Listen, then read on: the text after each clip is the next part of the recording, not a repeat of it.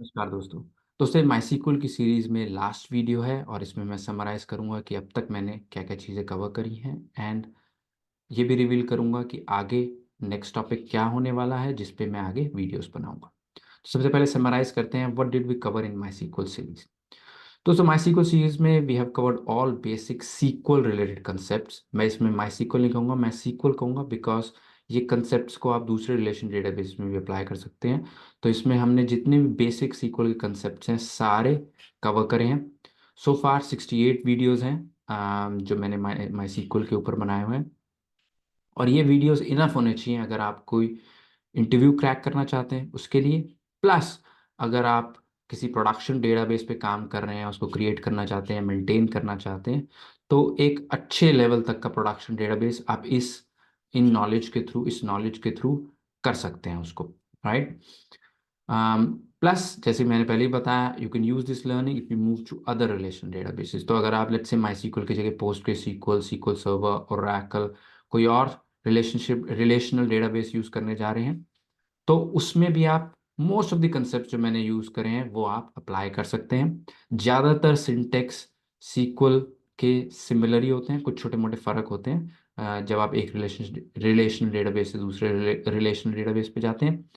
Otherwise concept same होते हैं, in fact most cases में सिंटेक्स भी सेम होता है। तो उसमें भी आपको हेल्प मिलेगी अगर आप दूसरे रिलेशनल डेटाबेस पे जा रहे हैं। अगर मैंने कोई टॉपिक मिस कर दिया है देन प्लीज कमेंट्स में लिखिएगा, मैं उसको भी कवर करूंगा अगर वो आपको लगता है कि इम्पोर्टेंट है और इस सीरीज में इंक्लूड होना चाहिए था। सो ये था अब तक मैंने क्या किया है। नेक्स्ट क्वेश्चन इज आगे क्या, आगे कौन सी चॉइस चीज पे मैं वीडियोस बनाऊंगा। So I start a series on machine learning and artificial intelligence. Okay, so next series machine learning और आर्टिफिशियल इंटेलिजेंस पे होने वाली है। और ऐसा इसलिए है दोस्तों क्योंकि इस चीज की डिमांड बहुत बढ़ रही है, right. Demand for developers is growing in this area. और मैं चेक कर रहा था अभी कुछ जॉब पोर्टल्स पे और मुझे दिखा कि अराउंड 36,000 प्लस जॉब्स हैं इंटरमीडिएट लेवल और प्रोफेशनल और सीनियर लेवल पे सब मिला के एक जॉब पोर्टल पे। सो बहुत सारी जॉब्स हैं और बहुत सारी नई जॉब्स आने वाली हैं नेक्स्ट 10 ईयर्स में। It will explode.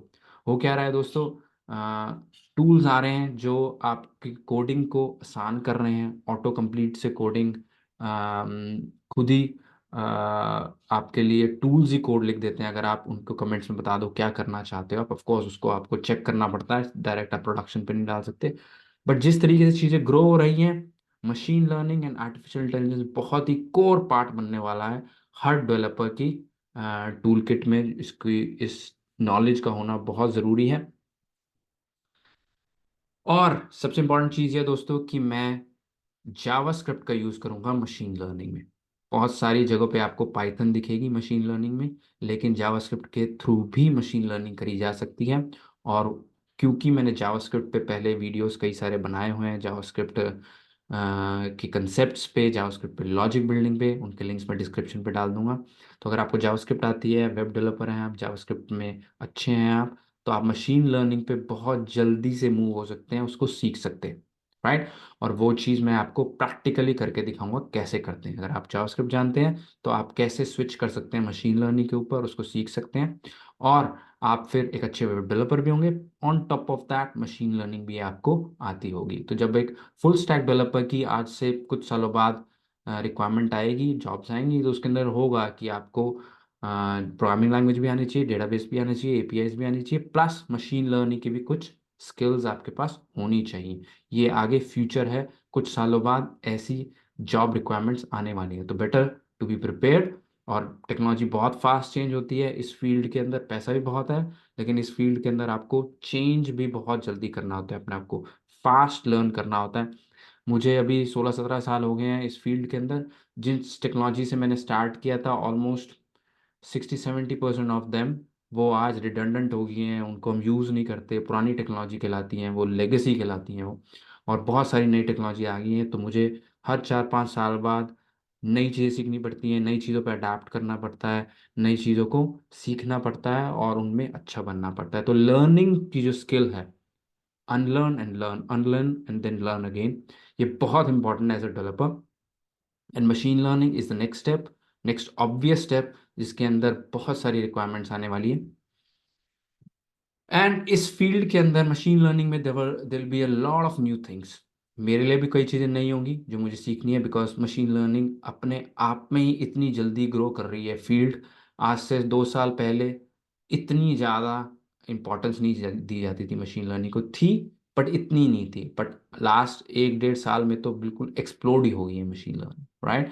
सो मेरे लिए भी बहुत सारी नई चीज़ें हैं सीखने की। जब मैं जावास्क्रिप्ट की सीरीज बना रहा था, एम आई सीक्वल की बना रहा था, तो काफ़ी सारे कंसेप्ट मुझे ऑलरेडी पता थे। पर जब मैं मशीन लर्निंग में जा रहा हूँ तो रोज ही नए कंसेप्ट आ रहे हैं, रोज ही नए एल्गोरिथम्स आ रहे हैं, रोज ही नए मॉडल्स आ रहे हैं। और इतने सारे क्लाउड प्रोवाइडर्स हैं, अमेजोन AWS है, एश्योर है, वो भी नए टूल्स निकाल रहे हैं जिससे हमें आसानी हो। तो मैं सारी चीज़ें कवर करूँगा। और मैं एक्साइटेड हूँ बहुत, बिकॉज मुझे भी नई चीज़ सीखने को मिलेंगी। एंड आप भी मुझे बताइएगा, जैसे आपको कोई नई टूल या नई कोई चीज़ टेक्नोलॉजी मिलती है मशीन लर्निंग में, कमेंट्स में लिखिएगा, मैं उसको भी सीखूंगा। एंड इस वीडियो में इतना ही दोस्तों। मशीन लर्निंग की नई सीरीज में मैं जल्दी से स्टार्ट करूंगा और उसमें मैं फिर से हाजिर हूँगा आपके आगे। Thank you very much. नमस्ते।